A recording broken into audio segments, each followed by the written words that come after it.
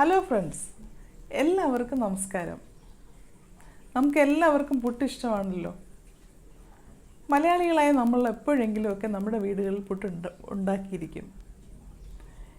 ഇന്ന് ഞാൻ നിങ്ങളുടെ മുന്നിൽ ചെയ്ത് കാണിക്കാൻ ആഗ്രഹിക്കുന്നത് ഒരു വ്യത്യസ്തമായ പുട്ടാണ്.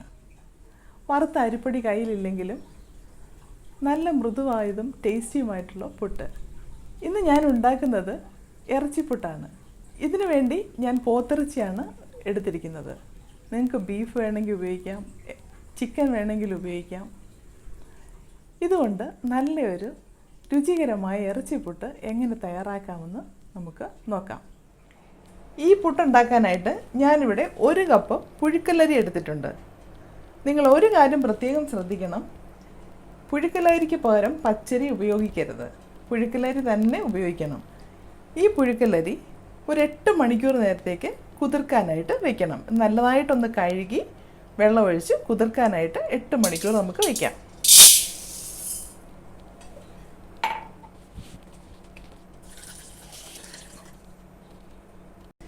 ഇനി ഞാൻ നല്ലതായിട്ടൊന്ന് കഴുകിയിട്ട് അടച്ചു വയ്ക്കാൻ പോവുകയാണ്. 8 മണിക്കൂർ കഴിഞ്ഞു. കുതിർക്കാൻ വെച്ച ഈ അരി ഒരു അരിപ്പയ്ക്കകത്തോട്ട് ഞാൻ ഊറ്റി വാരി വെച്ചിട്ടുണ്ട്. ഒട്ടും വെള്ളമില്ലാതെ എടുക്കണം. ഇനി ഇത് നമുക്കൊരു മിക്സിക്കകത്തിട്ട് പൊടിച്ച് എടുക്കാം. നമുക്ക് അരി പൊടിക്കുന്നതിന് മുമ്പ് ഇറച്ചിപ്പുട്ടിന് വേണ്ടിയുള്ള ഇറച്ചി പ്രഷർ കുക്കറിനകത്ത് വെച്ച് നല്ലതായിട്ട് വേവിച്ചെടുക്കാം. ഞാനിവിടെ ഇതിനു വേണ്ടി ഒരു 400-450 ഗ്രാം ഇറച്ചി എടുത്തിട്ടുണ്ട്. ഇതിലേക്ക് 1 ടീസ്പൂൺ മുളക് പൊടി, ഒരു 1/2 ടീസ്പൂൺ മഞ്ഞൾപ്പൊടി, 1/2 ടീസ്പൂൺ കുരുമുളക് പൊടി, 1 ടീസ്പൂൺ മല്ലിപ്പൊടി, 1 ടീസ്പൂൺ വിനീഗർ, 1/2 ടീസ്പൂൺ ഇഞ്ചി വെളുത്തുള്ളി പേസ്റ്റ്, ആവശ്യത്തിന് ഉപ്പും ചേർത്ത് നല്ലതായിട്ട് ഇളക്കി നമുക്ക് പ്രഷർ കുക്കറിൽ വെച്ച് വേവിച്ചെടുക്കാം.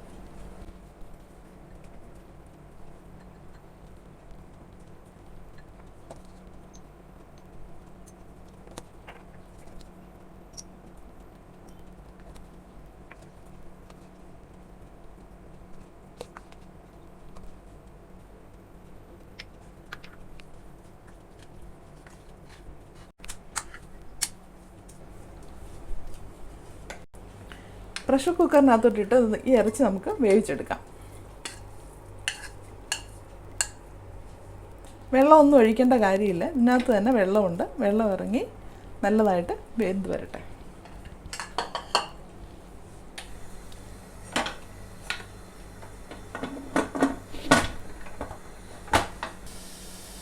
ആവി വരുന്നുണ്ട്. ഇനി നമുക്കിതിലേക്ക് വെയിറ്റ് ഇട്ട് കൊടുക്കാം. ഒരു 1-2 വിസിൽ വന്നതിന് ശേഷം തീ നല്ലതായിട്ടൊന്ന് കുറച്ചിടണം. ഒരു ഏകദേശം ഇതിൻ്റെ വേവിനനുസരിച്ച് 10 മിനിറ്റോളം ഇട്ട് വേവിച്ചെടുക്കുക. ഇറച്ചി നല്ലതായിട്ട് വെന്തിട്ടുണ്ട്. നമുക്കിനി ഇതെടുത്ത് മാറ്റി വെക്കാം. ഇനി നമുക്ക് ചെയ്യേണ്ടത് ഒരു പാൻ അടുപ്പിൽ വെച്ച് ഈ ഇറച്ചിക്ക് ഒരു മസാല തയ്യാറാക്കണം. ഇറച്ചി വേകുന്ന സമയത്തിനുള്ളിൽ ഞാൻ അരി നല്ലതായിട്ട് പൊടിച്ചെടുത്തിട്ടുണ്ട്. കണ്ടല്ലോ, ഇത് ചെറുതായിട്ട് ചെറിയ തരിയായിട്ടാണ് പൊടിച്ചെടുത്തിരിക്കുന്നത്. 2ആയിട്ടിട്ട് വേണം പൊടിച്ചെടുക്കാൻ. അല്പം ക്ഷമയോടുകൂടി ഇത് പൊടിച്ചെടുക്കുക. കാരണം മറ്റേ പച്ചരി പൊടിക്കുന്ന പോലെ പെട്ടെന്ന് അങ്ങ് പൊടിഞ്ഞ് കിട്ടത്തില്ല. അതും ഇച്ചിരി ക്ഷമയോടുകൂടി പൊടിച്ചെടുത്താൽ മാത്രം മതി. നമ്മളിങ്ങനെ ഉരുട്ടുമ്പോൾ നല്ല ഇങ്ങനെ ഉരുണ്ട് വരണം, അതാണ് ഇതിൻ്റെ ഒരു കണക്ക്.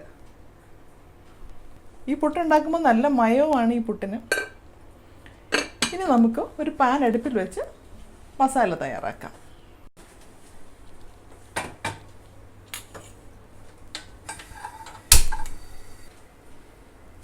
ഈ പാൻ ചൂടായിട്ടുണ്ട്. ഇതിലേക്ക് ഒരു ടേബിൾ സ്പൂൺ എണ്ണ ഒഴിച്ചു കൊടുക്കുക. ഞാനിവിടെ കോക്കനട്ട് ഓയിലാണ് ഉപയോഗിക്കുന്നത്. അതിൻ്റെ കൂടെ തന്നെ 1 ടേബിൾ സ്പൂൺ നെയ്യും കൂടെ ചേർത്ത് കൊടുക്കുക. നെയ്യ് നിങ്ങൾക്ക് ഇഷ്ടമാണെങ്കിൽ മാത്രം ചേർത്താൽ മതി, ഇല്ലെങ്കിൽ ഓയിൽ മാത്രം മതി. ഓയിൽ ചൂടായിട്ടുണ്ട്. ഇതിലേക്ക് നമുക്ക് കടുക് ഇട്ട് കൊടുക്കാം.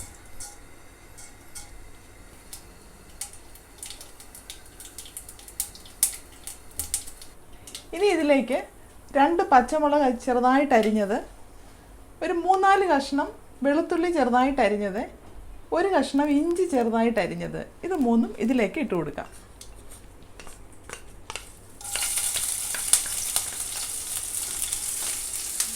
ഒരു 10 സെക്കൻഡ് ഇളക്കിയതിന് ശേഷം നമുക്കിതിലേക്ക് ചെറുതായിട്ട് അരിഞ്ഞ ഒരു ചെറിയ സവാളയും ഒരു 7 കഷ്ണം ചെറിയ ഉള്ളിയും ചെറുതായിട്ട് അരിഞ്ഞത് ഇതിലേക്ക് നമുക്ക് ഇട്ട് കൊടുക്കാം. ഉള്ളിയൊക്കെ അരിയുമ്പോൾ നല്ല ചെറുതായിട്ട് അരിയാനൊന്ന് ശ്രദ്ധിക്കുക.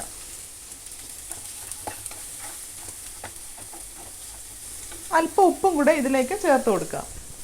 പെട്ടെന്ന് വഴണ്ട് കിട്ടും. ഇനി ഉള്ളി നല്ലതായിട്ട് മൂത്ത് വരട്ടെ. സവാള നല്ലതായിട്ട് മൂത്തിട്ടുണ്ട്, സവാളയും കൊച്ചുള്ളിയും. ഇനി ഇതിലേക്ക് നമുക്ക് അല്പം മസാല ചേർത്ത് കൊടുക്കാം. നമ്മൾ 1 ടീസ്പൂൺ മുളക് പൊടി നേരത്തെ ചേർത്തിട്ടുണ്ട്. ഇനി നമുക്ക് 1 ടീസ്പൂൺ മുളക് പൊടിയും കൂടി ഇതിലേക്ക് ചേർത്ത് കൊടുക്കാം. എരിവൊക്കെ നമ്മുടെ ഇഷ്ടത്തിനനുസരിച്ച് ചേർത്ത് കൊടുത്തോണം. അതുപോലെ മല്ലിപ്പൊടിയും ഒരു ടീസ്പൂൺ നമുക്കിതിലേക്ക് ചേർത്ത് കൊടുക്കാം. പിന്നെ കുറച്ച് കുരുമുളക് പൊടിയും കൂടെ ചേർത്ത് കൊടുക്കാം. നേരത്തെ 1/2 ടീസ്പൂൺ ചേർത്ത് കൊടുത്തിട്ടുണ്ട്. ഒരല്പം കൂടെ 1/2 ടീസ്പൂൺ കുരുമുളക് പൊടിയും കൂടെ ചേർത്ത് കൊടുക്കാം. എന്നിട്ട് നല്ലതായിട്ട് ഇളക്കുക. ഇനി ഇതിലേക്ക് 1/2 ടീസ്പൂൺ ഗരം മസാല, ഇത് ഞാൻ വീട്ടിലുണ്ടാക്കിയത് തന്നെയാണ്, അതുകൂടെ ചേർത്ത് കൊടുക്കുക. തീ കുറച്ചിട്ടുകൊണ്ട് വേണം ഇത് മൂപ്പിക്കാനായിട്ട്, ഇത് കരിഞ്ഞു പോരുത്. ഇപ്പോൾ അത് നല്ലതായിട്ട് മൂത്ത് വന്നിട്ടുണ്ട്. ഇനി നമുക്ക് വേവിച്ച് വെച്ചിരിക്കുന്ന ഇറച്ചി ഇതിലേക്ക് ചേർത്ത് കൊടുക്കാം. പിന്നെ ആവശ്യത്തിന് ഉപ്പുണ്ടോ എന്നൊക്കെ നോക്കിക്കോണം. ഉപ്പ് ആവശ്യത്തിനനുസരിച്ച് ചേർത്ത് കൊടുക്കാം.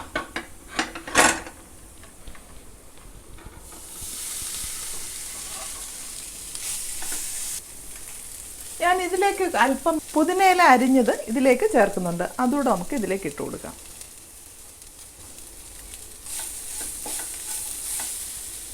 തീ കുറച്ച് വെച്ചുകൊണ്ട് നമുക്കൊരു 5 മിനിറ്റ് നേരത്തേക്കൊന്ന് അടച്ചു വയ്ക്കാം. നമ്മുടെ ഇറച്ചി റെഡിയായി. കണ്ടു നോക്കിയാൽ ഈ രീതിയിൽ ഉണ്ടാക്കിയെടുക്കാം. ഇനി നമുക്ക് തീ ഓഫ് ചെയ്യാം. നമുക്ക് പുട്ടുണ്ടാക്കിയെടുക്കാം. ഇനി സാധാരണ നമ്മൾ പുട്ടുപൊടി നനയ്ക്കുമ്പോൾ നമ്മൾ ആ വെള്ളത്തിനകത്ത് ഉപ്പ് ചേർത്തിട്ടാണ് പുട്ടുപൊടി നനയ്ക്കാറ്. അപ്പോൾ അതിനുള്ള പൊടിക്ക് ആവശ്യമുള്ള ഉപ്പൊക്കെ അതിനകത്ത് തന്നെ ഉണ്ടാവും. പക്ഷെ നമ്മളിതിപ്പം കുതിർത്തിട്ട് പൊടിച്ചെടുത്തതുകൊണ്ട് നമുക്ക് അഡീഷണലായിട്ട് കുറച്ച് ഉപ്പ് പൊടി ചേർത്ത് നമുക്ക് നല്ലതായിട്ട് ഇളക്കിയെടുക്കണം. അതിനുവേണ്ടി ഞാൻ അല്പം ഉപ്പ് പൊടി ഇതിലേക്ക് ഇട്ട് കൊടുക്കുന്നു. ആവശ്യത്തിന് ചേർത്ത് കൊടുക്കണം. നോക്കിയാൽ മാത്രം മതി, നല്ലതായിട്ട് ഇളക്കിയിട്ട് നോക്കിയാൽ മതി.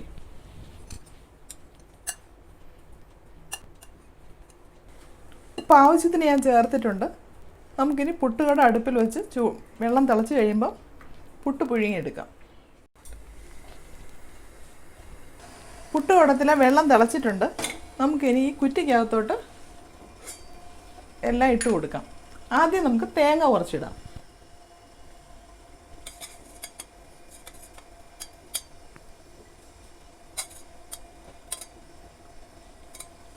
ഈ തേങ്ങയുടെ മുകളിലായിട്ട് നമ്മൾ ഈ ഉണ്ടാക്കി വെച്ചിരിക്കുന്ന ഇറച്ചി മസാല ചേർക്കാം.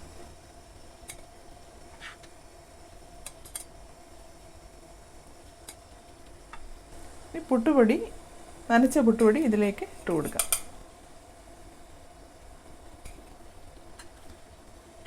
ഇനി നമുക്ക് ഇറച്ചി മസാല ഇടാം. ഇങ്ങനെ വിട്ട് ഇടണം. ഇനി ഇതിൻ്റെ മുകളിലേക്ക് ഈ പുട്ടുപൊടി ചേർത്ത് കൊടുക്കാം.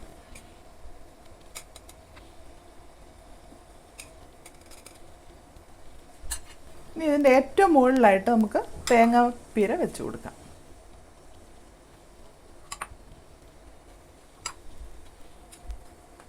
അടയ്ക്കുക, വെച്ച് കൊടുക്കുക.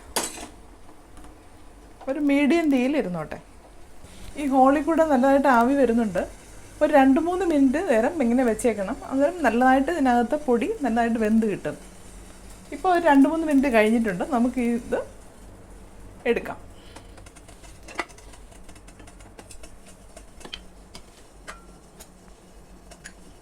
എന്നിട്ട് പതുക്കെ ഇങ്ങനെ കുത്തി എടുക്കുക.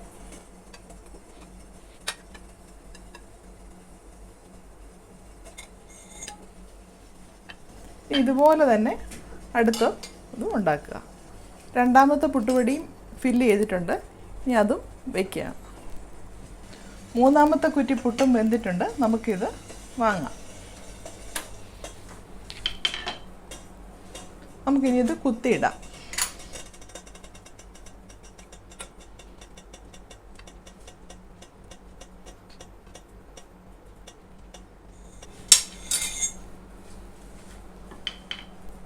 നമ്മൾ 1 ഗ്ലാസ് അരി എടുത്തതിൽ നിന്ന് 3 കുറ്റി പുട്ട് നമുക്ക് ഉണ്ടാക്കാൻ പറ്റി. അങ്ങനെ നമ്മളുടെ വളരെ രുചികരമായ പുട്ട് റെഡിയായി. ഈ പുട്ട് നല്ല മൃദുവാണ്, നല്ല പൂ പോലെയാണ് ഈ പുട്ടിരിക്കുന്നത്. നിങ്ങളിത് ഒരിക്കലെങ്കിലും ഇങ്ങനെ ട്രൈ ചെയ്ത് നോക്കുമ്പോഴേ നിങ്ങൾക്കത് മനസ്സിലാവത്തുള്ളൂ ഞാൻ ഈ പറയുന്നത് വാസ്തവമാണോ എന്നുള്ളത്. ഒരു കാര്യം മാത്രം ഓർത്താൽ മതി, ഉറങ്ങുന്നതിന് മുമ്പ് അരി വെള്ളത്തിലിട്ട് വെക്കാൻ മാത്രം.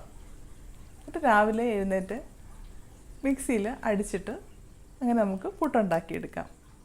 നിങ്ങൾക്കിഷ്ടമാണെങ്കിൽ മറ്റുള്ളവർ കൂടി ഒന്ന് ഷെയർ ചെയ്യണം. ഇനി ഒരു നല്ല റെസിപ്പിയുമായിട്ട് അടുത്ത എപ്പിസോഡിൽ നമുക്ക് വീണ്ടും കാണാം. Thank you for watching my video.